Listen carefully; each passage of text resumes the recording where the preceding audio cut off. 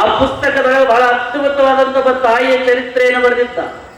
ಅದು ನಡೆದ ಘಟನೆ, ಯಾವುದೋ ವರ್ಣನೆ ಮಾಡುವುದಕ್ಕಾಗಿ ಬರೆದಿದ್ದಲ್ಲ, ಅದು ನಡೆದಂತ ಘಟನೆಗಳನ್ನ ಮಾತ್ರ ಪುಸ್ತಕದೊಳಗೆ ಬರೀತ.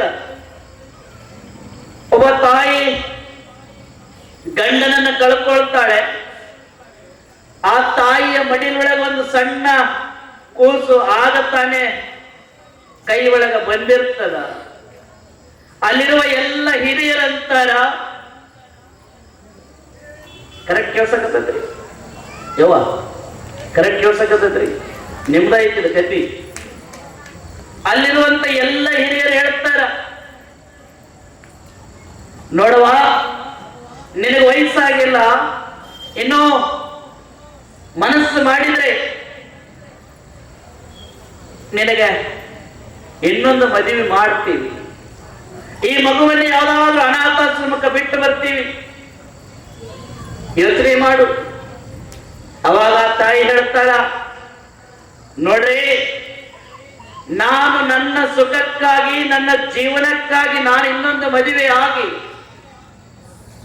ಸ್ವಲ್ಪ ಕಮ್ಮಿ ಸ್ವಲ್ಪ ಮದುವೆ ಆಗಿ ನನ್ನ ಮಗುವನ್ನ ಅನಾಥನನ್ನಾಗಿ ಮಾಡೋಕ್ ನಾನು ಒಪ್ಪಲ್ಲ. ಅದೆಷ್ಟಾದ್ರೂ ಕಷ್ಟ ಆಗಲಿ, ನಾನು ಒಪ್ಪಂಟಿಗಳಾಗಿ ನನ್ನ ಮಗುವನ್ನ ಸಾಕ್ತೀನಿ. ಆ ಊರವರ ಹಿರಿಯರ ಮಾತುಗಳನ್ನು ಕೇಳಿ ಕೊನೆಗೆ ಆ ತಾಯಿ ಏನು ಮಾಡ್ತಾಳೆ, ಒಂದು ನಗರಕ್ಕೆ ಬರ್ತಾಳೆ. ಆ ನಗರಕ್ಕೆ ಬಂದು ಅಲ್ಲಿ ಯಾವ್ದಾದ್ರೂ ಕೆಲಸ ಸಿಗ್ತದೇನೋ, ಯಾವ್ದಾದ್ರೂ ಒಂದು ಮನೆ ಬಾಡಿಗೆ ಸಿಗ್ತದೇನೋ ಅಂತ ಹುಡುಕಾಡಿ ಒಂದು ಸಣ್ಣ ಮನೆಯನ್ನ ಬಾಡಿಗೆ ತಗೊಂತಾಳೆ. ಆಕೆಗೆ ಯಾವುದೇ ಓದು ಗೊತ್ತಿಲ್ಲ, ಬರಹ ಗೊತ್ತಿಲ್ಲ, ಯಾವುದೇ ವಿದ್ಯಾಭ್ಯಾಸ ಆಗಿಲ್ಲ. ಆ ತಾಯಿಗೆ ಗೊತ್ತಿದ್ದು ಕೇವಲ ಒಂದೇ, ಅಡಿಗೆ ಮಾಡೋದು, ಮನೆ ಕೆಲಸಗಳನ್ನ ಮಾಡೋದು.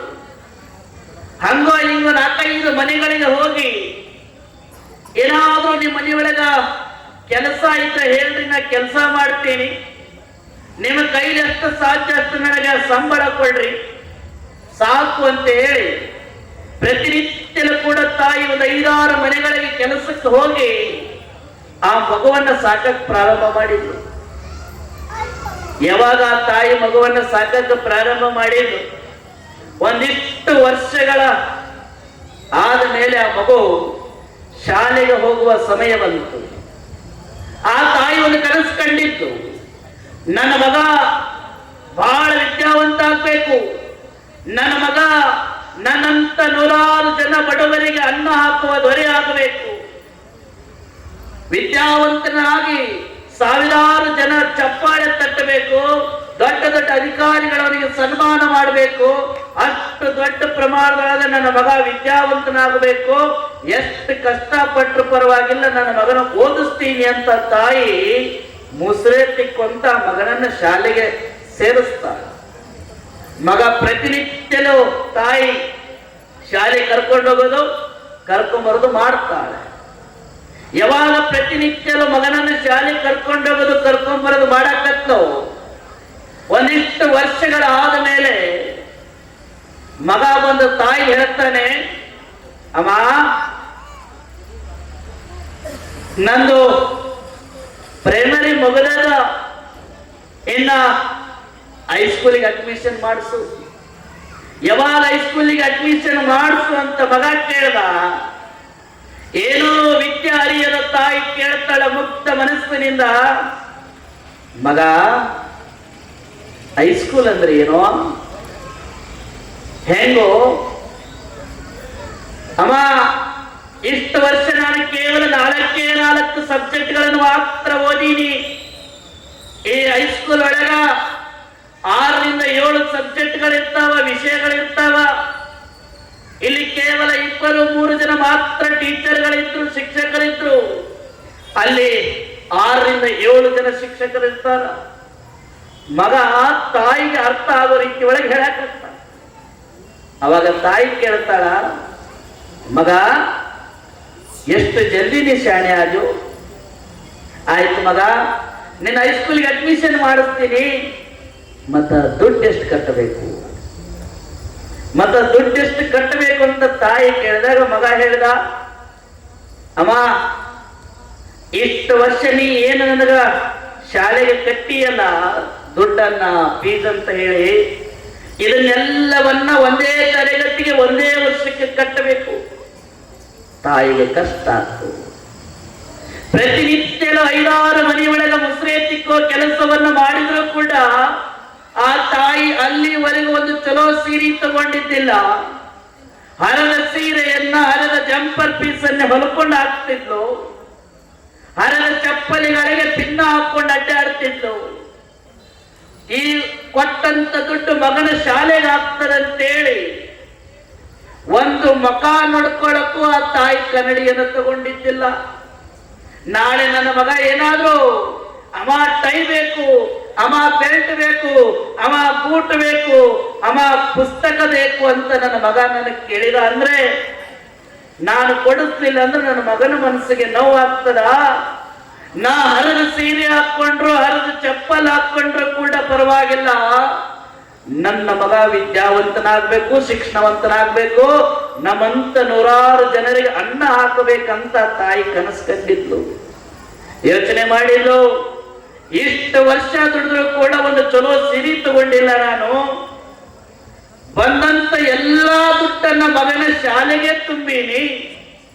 ಆದ್ರೆ ಇವತ್ತು ನನ್ನ ಮಗ ಹೇಳಕತ್ತಾನ, ಹೈಸ್ಕೂಲಿಗೆ ಇಷ್ಟು ವರ್ಷ ತುಂಬಿದ ದುಡ್ಡನ್ನೆಲ್ಲ ಒಂದೇ ವರ್ಷಕ್ಕೆ ತುಂಬಬೇಕನ್ನಕತ್ತಾನ. ತಾಯಿ ಕಣ್ಣೀರ್ ಹಾಕಕತ್ಲು.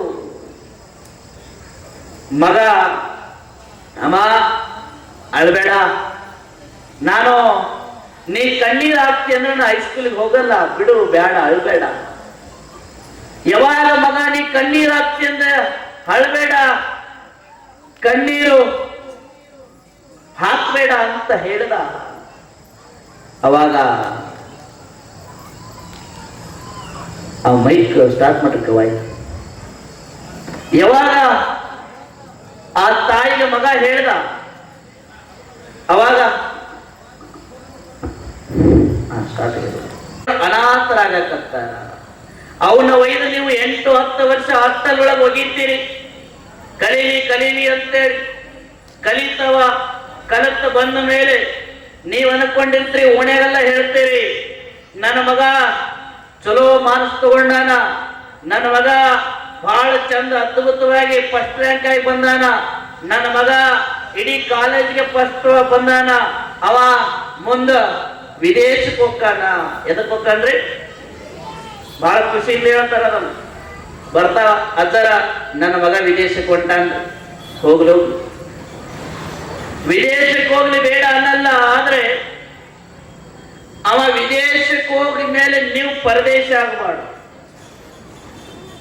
ಅವ ವಿದೇಶಕ್ಕೆ ಹೋಗಿ ಎಲ್ಲ ಯಾವ್ದಾದ್ರು ಒಂದು ಗಂಟು ಹಾಕೊಂಡು ಆಕಿ ಮಾತು ಕೇಳಿ ಆಮೇಲೆ ಇಲ್ಲಿ ಮನಿ ಬಾಡಿಗೆ ಕೊಟ್ರಾತ್ರಿ, ನಿಮ್ಮ ಅವನ್ ನೋಡ್ಕೊಳಕ್ ಯಾರು ಇಲ್ಲ, ನಿಮ್ಮ ಅಪ್ಪನ್ ನೋಡ್ಕೊಳಕ್ ಯಾರು ಇಲ್ಲ, ಅವ್ರನ್ನ ವೃದ್ಧಾಶ್ರಮಕ್ಕೆ ಹಾಕಿ ಇವ್ರನ್ನ ಇಲ್ಲೇ ಬಾಡಿಗೆ ಕೊಟ್ಟು ಬಿಡ ನೀ ಮನೀನ ಅನ್ನೋ ಪರಿಸ್ಥಿತಿ ಈಗ ನಿರ್ಮಾಣದಾಗ ಐತಿ. ಹಂಗ ಮಾಡಬಾಡ್ರಿ, ಹಂಗ ಮಾಡಬಾರ್ದು, ಹಂಗ ಆಗಬಾರ್ದಂದ್ರೆ ನೀವು ಬೆಳೆಯುವಂತ ಸಣ್ಣ ಸಣ್ಣ ಮಕ್ಕಳಿಗೆ ನಿಜವಾಗ್ಲೂ ಬೆಳಿಗ್ಗೆ ಎದ್ದು ಕೂಡ ತಂದೆ ಆದವ ತಾಯಿ ನಮಸ್ಕಾರ ಮಾಡು ಅಂತ ಹೇಳು, ತಾಯಿ ಆದವ ತಂದೆಗೆ ನಮಸ್ಕಾರ ಮಾಡು ಅಂತ ಹೇಳಬೇಕು. ಯಾವ ಹಾಸ್ಟೆಲ್ ಒಳಗೂ ಯಾವ ಸಂಸ್ಥೆ ಒಳಗೂ ಕಲಿಸಲಾರ್ದು ತಂದೆ ತಾಯಿಗಳಿಂದ ಅವ್ರು ಕಲಿತಾರೆ. ಪ್ರೀತಿ, ವಾತ್ಸಲ್ಯ, ತ್ಯಾಗ ಇವನ್ ಯಾರು ಕಲಿಸ್ತಾರ? ಕಲಿಸಕ್ ಸಾಧ್ಯ ಐತ? ಇಲ್ಲ. ಎದಕ್ಕೆ ನಾನು ಒತ್ತಿ ಹೇಳಕತ್ತೇನಂದ್ರೆ, ನಾನು ಸುಮಾರು 8ನೇ ಕ್ಲಾಸ್ ಓದ್ತಾ ಇದ್ದೆ. ಆವಾಗಲೇ ಸನ್ಯಾಸ ದೀಕ್ಷೆಯನ್ನು ತಗೊಂಡು ಶಿವಯೋಗ ಮಂದಿರದೊಳಗೆ ಅಧ್ಯಯನ ಮಾಡ್ತಾ ಇದ್ದೆ. ಅಲ್ಲಿ ಮಾಡುವಂತ ಸಂದರ್ಭದೊಳಗ ಬಹಳ ಅದ್ಭುತವಾದ ಒಂದು ಪುಸ್ತಕವನ್ನು ನಾನು ಅವತ್ತು ಓದಿದ್ದೆ. ಆ ಪುಸ್ತಕವನ್ನು ಓದಿದ ಮೇಲೆ ಅನ್ಕೊಂಡೆ, ಪ್ರತಿ ಒಂದು ಎಲ್ಲೇ ವೇದಿಕೆ ಒಳಗೆ ನಾನು ಪ್ರವಚನ ಮಾಡಿದ್ರೆ ಈ ಒಂದು ಘಟನೆಯನ್ನ ಪ್ರತಿಯೊಬ್ಬ ತಾಯಿ ಹೇಳಲೇಬೇಕು. ಯಾಕೆ ಅವತ್ತು ನಿರ್ಧಾರ ಮಾಡಿದ್ರೆ ಎಲ್ಲಾ ವೇದಿಕೆ ಒಳಗ ಎಲ್ಲಾ ತಾಯಂದ್ರಿಗೆ ಇದನ್ನು ಹೇಳಲೇಬೇಕು ಅನ್ಕೊಂಡೆ. ಅಂದ್ರೆ ಆ ಪುಸ್ತಕವನ್ನು ಓದುವ ಸಂದರ್ಭದೊಳಗ ನನಗೇ ತಿಳಿಯಲಾರದೆ ನಾನೇ ಕಣ್ಣೀರು ಹಾಕ್ತಾ ಇದ್ದೆ. ಅಷ್ಟು ಅದ್ಭುತವಾಗಿ ಆ ತಾಯಿಯ ಬಗ್ಗೆಯಲ್ಲಿ ಬರೆದಿತ್ತು. ಆ ಪುಸ್ತಕವನ್ನು ದಯಮಾಡಿ ನಿಮಗೆ ಏನಾದ್ರೂ ಸಿಗ್ತದ ಹುಬ್ಬಳ್ಳಿ ಸ್ವಪ್ನದೊಳಗ ಆ ಪುಸ್ತಕ ಸಿಗ್ತದ. ನಿಮ್ಮ ಮಕ್ಕಳು ಹುಟ್ಟುಹಬ್ಬ ಇದ್ದಾಗ ದಯಮಾಡಿ ಆ ಪುಸ್ತಕವನ್ನು ಕೊಡ್ರಿ. ಆ ಪುಸ್ತಕದ ಹೆಸರು ಅಮ್ಮ ಹೇಳಿದ 8 ಸುಳ್ಳುಗಳು. ಯಾವ್ದ್ರಿ?